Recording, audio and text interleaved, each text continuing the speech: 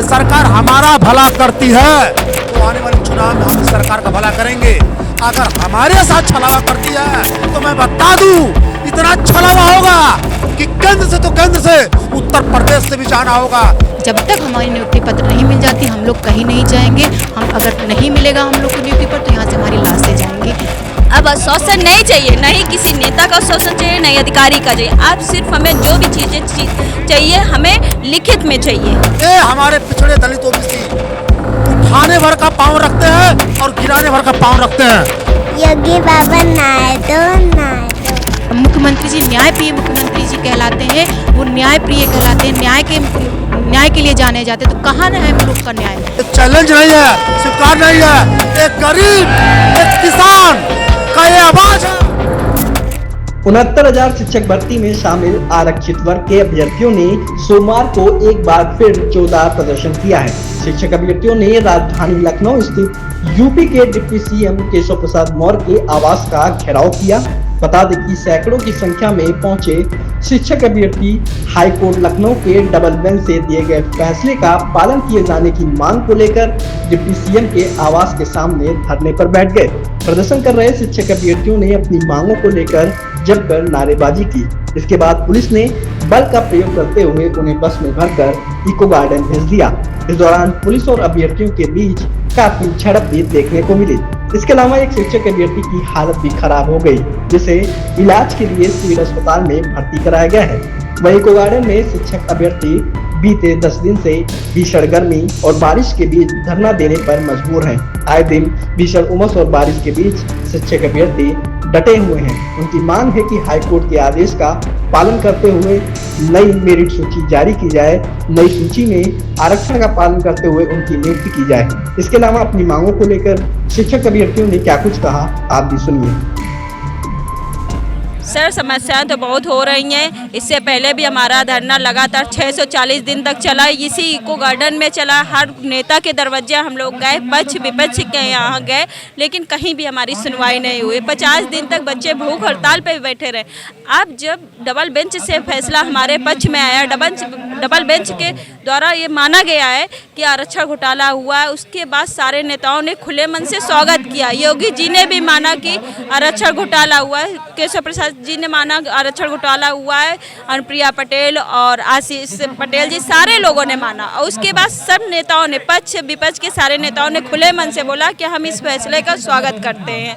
लेकिन ऐसे क्या स्वागत करते हैं कि बच्चे आज भी हम लोग जहाँ थे उसी जगह पे है। जब लिस्ट नहीं आई थी तब भी वहीं थे, लिस्ट आ गई तब भी वहीं पे है, फैसला भी हमारे पक्ष में आ गया है। लेकिन जो योगी जी ने निर्देशित भी अधिकारियों कर दिया, लेकिन उनके इतने भ्रष्ट अधिकारी हैं कि अपने द्वारा किए गए आरक्षण घोटाले को छिपाने की वजह से हीला हवाली कर रहे हैं कि जो 3 महीने का समय दिया गया है, इसके बाद विपक्षी जो लोग हैं वो लोग सुप्रीम कोर्ट में जाके इस भर्ती को फिर से 4 साल के लिए फंसा दें। इसीलिए आज तक वो जो लिस्ट आने वाली है उस पर किसी भी तरीके का हम लोगों को कोई आश्वासन नहीं दिया गया, कोई कार्रवाई नहीं की गई है। अब हमें नहीं आश्वासन चाहिए, हमें जो भी चाहिए हमारा आप जियो जारी करिए, काउंसलिंग शेड्यूल जारी करिए और हमारे विद्यालय पहुँचाइए। हमें अब आश्वासन नहीं चाहिए, नहीं किसी नेता का आश्वासन चाहिए, नहीं अधिकारी का चाहिए। आप सिर्फ हमें जो भी चीज़ें चाहिए हमें लिखित में चाहिए, तभी हमारी प्रक्रिया आगे बढ़ रही नहीं पड़ रही। जो भी चीज़ें होगी लिखित में हमको दिखाई जाए। सर समस्याएं बहुत हो रही हैं, लेकिन हम समस्याओं को देख के हम बैठे तो नहीं रह सकते हैं ना। हम लोग 6 साल से धरना कर रहे हैं और ये मतलब धरना हम लोग को इसलिए करना पड़ रहा है क्योंकि हम दलित पिछड़े हैं।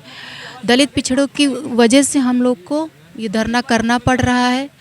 हम लोग के साथ अन्याय हो रहा है 6 साल से। 2022 में लिस्ट की हाँ 5 तारीख को काउंसलिंग शेड्यूल जारी हो जाएगा। अगर काउंसलिंग शेड्यूल और 6 को नियुक्ति पत्र दे दिया जाएगा, अगर उसी टाइम नियुक्ति पत्र दे दिया जाता तो हम लोग यहाँ पे क्यों बैठे रहते। अब 2 हफ्ते से ज़्यादा हो गया हाई कोर्ट का आर्डर आए हुए, अधिकारियों की हीला हवाली। माननीय मुख्यमंत्री जी और उप मुख्यमंत्री जी से मतलब ने माना है कि हाँ ये जो आया है स्वीकार योग्य है, जो आरक्षण का ये हाई कोर्ट का आर्डर आया है। तो क्या अधिकारी उनसे बड़े हो गए हैं? अधिकारी क्यों नहीं कर सकते? क्यों 3 महीने उनको मैक्सिमम टाइम 3 महीने दिया गया? तो क्यों सब कुछ ऑनलाइन सिस्टम है, उसको आधे घंटे 1 घंटे 1 दिन ले लो, 1 दिन में कर दो। लेकिन उनको इसलिए नहीं करना है कि जो बच्चे हैं, जो जनरल वर्ग के हैं, वो जाएं सुप्रीम कोर्ट, फिर ये रहे कि हाँ ये तो सुप्रीम कोर्ट में चला गया मैटर, वहाँ से जब कुछ होगा तब करेंगे, क्योंकि ये करना ही नहीं चाहते हैं। दलित पिछड़ों को कभी ये चाहते ही नहीं है कि ये समाज में आगे आए और हम लोग के साथ न्याय हो। अगर ऐसा होता तो 2 हफ्ते से ज़्यादा, क्योंकि खुद अधिकारियों ने बोला था, खुद उप मुख्यमंत्री जी ने बोला था कि त्वरित इस पर न्याय होगा, जैसे ही हाई कोर्ट का ऑर्डर होगा त्वरित इस पर न्याय होगा। कहाँ है न्याय? क्यों हम लोग ये संघर्ष कर रहे हैं 2 हफ्तों से? ये हम इतने मतलब ये समझिए कि हम लोग इतनी बीमार हैं, बहुत लोग बहुत स्थिति नहीं होती है कि आने की कंडीशन होती है। ये देखिए हम इंसुलिन लेके आए हैं, यहाँ पे हम इंसुलिन लगाए बिना फ्रिज के नहीं रखते, आइस पैक लेके आओ, ये लेके आओ, इसमें इतनी सारी दवाइयाँ भरी हैं इसमें कि आप ये बताइए कि क्या मतलब हम लोग की मजबूरी पीड़ा कोई समझेगा? क्या उप मुख्यमंत्री जी हम लोग को खाली आश्वासन देते रहेंगे? क्या उप मुख्यमंत्री जी न्यायप्रिय मुख्यमंत्री जी कहलाते हैं? वो न्यायप्रिय कहलाते हैं, न्याय के लिए जाने जाते। तो कहाँ है हम लोग का न्याय? कब तक मिलेगा न्याय? जब तक हमारी नियुक्ति पत्र नहीं मिल जाती हम लोग कहीं नहीं जाएंगे। हम अगर नहीं मिलेगा हम लोग को नियुक्ति पत्र तो यहाँ से हमारी लाश से जाएंगे। उत्तर प्रदेश के डिप्टी सीएम आदरणीय केशव प्रसाद मौर्य जी के आवास का घेराव करने गए थे, जहां पुलिस द्वारा लाठीचार्ज करने का प्रयास किया गया। लाठीचार्ज हुई, वो भी कुछ जाति विशेष के लोगों द्वारा की गई, उसे कंट्रोल कर लिया गया पुलिस के आला अधिकारियों द्वारा। वहीं एक हमारे एक साथी को धक्का मुक्की के दौरान हार्ट अटैक पड़ा, जो सीरियस हालत में हॉस्पिटल में एडमिट है। आज हम लोग उत्तर प्रदेश के डिप्टी सीएम आदरणीय केशव प्रसाद मौर्य जी से मिलने गए थे। उन्होंने वही आश्वासन दिया जो पिछले 4 साल से देते चले आ रहे हैं कि हम आपका काम कर रहे हैं, आपके साथ, आप निश्चिंत रहिए, आप संघर्ष कीजिए। बिल्कुल हम लोगों की मुलाकात हुई थी, उन्होंने वही आश्वासन दिया जिससे हम लोग बिल्कुल भी संतुष्ट नहीं हैं, क्योंकि यही लोग पिछले 4 साल से यही आश्वासन दे रहे हैं कि हम आप लोगों के साथ हैं, इस प्रक्रिया को आगे बढ़ा रहे हैं। जब एनसीवीसी की रिपोर्ट आई थी तभी लोग हम लोग गुमराह कर रहे थे, जब माननीय मुख्यमंत्री ने लिस्ट जारी कराई तभी लोग हम लोग गुमराह कर रहे थे, जब सिंगल बेंच का ऑर्डर आया 13 मार्च 2023 को तभी लोग हम लोग को गुमराह कर रहे थे। अब जब 13 अगस्त 2024 को डबल बेंच का ऑर्डर आया तभी सरकार वे शिक्षा विभाग के आला अधिकारी, यहाँ तक शिक्षा मंत्री सहित वे शिक्षा विभाग के समस्त अधिकारी हम लोग को गुमराह कर रहे हैं। ये लोग हम लोगों के साथ न्याय करना नहीं चाहते, इनकी मंशा स्पष्ट नहीं है। हम लोगों ने ये ठान लिया कि हम लोग आज डिप्टी सीएम केशव प्रसाद मौर्य जी के आवास घेराव करने गए थे, हम लोग निरंतर इस घेराव को जारी रखेंगे जब तक इस प्रक्रिया को आगे नहीं बढ़ा दिया जाएगा। एक्चुअली हम लोग जो घेराव का सिलसिला पहली बार नहीं हुआ है, पिछले हम लोग 4 सालों से आ रहे हैं। लेकिन इस समय जब से हम माननीय हाईकोर्ट का न्यायालय का आदेश आता है, यही केशव प्रसाद मौर्य जी इसका जो है हाईकोर्ट का सम्मान करते हैं और हमारे पिछड़े दलित समाज के जितने भी नेता हों सब लोग सम्मान करते हैं, चाहे ओम प्रकाश राजभर जी हों, चाहे आशीष पटेल जी हो, चाहे हमारी बड़ी बहन अनुप्रिया पटेल जी हों। और बढ़ चढ़ के जो है पूरी जो है इस पे जो है इर्द गिर्द राजनीति भी घूमती है। हम लोगों को खुशी भी होती है, लेकिन देखिए 13 तारीख को ऑर्डर आया, 16 को अपलोड हुआ, लेकिन अभी तक इस प्रकरण में हम लोग को इतना तक नहीं पता है इस प्रकरण में क्या कितना प्रक्रिया आगे बढ़ चुकी है।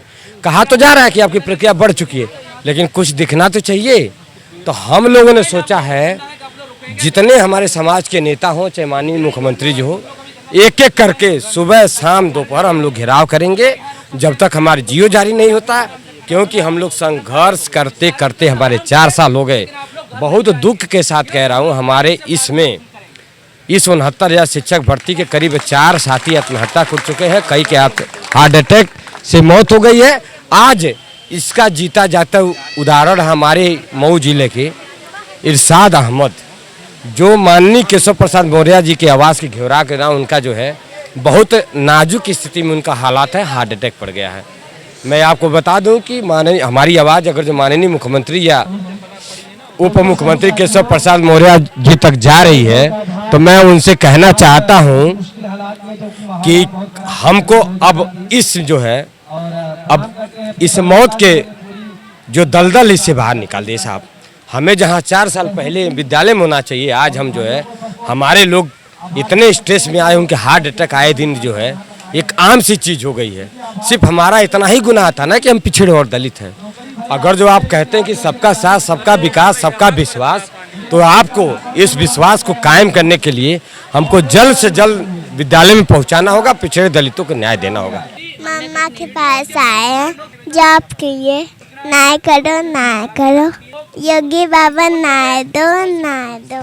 मैं बताना चाहता हूँ आपके चैनल के माध्यम से, अमृत विचार है तो अमृत भाषा में ही मैं कहना चाहूँगा कि एक निषाद मलाह जो होता है, भगवान श्री रामचंद्र जी को पार किया था, उसी तरह से योगी महाराज जी अब हम लोगों को पार करें। 6800 के जो लिस्ट है, जो आरक्षण घोटाला है, उस पर विचार करके नई लिस्ट बनवा करके और पब्लिश कर दें, इसी में भलाई है। अगर ये सरकार हमारा भला करती है तो आने वाले चुनाव में हम इस सरकार का भला करेंगे। अगर हमारे साथ छलावा करती है तो मैं बता दूं, इतना छलावा होगा कि केंद्र से तो केंद्र से, उत्तर प्रदेश से भी जाना होगा।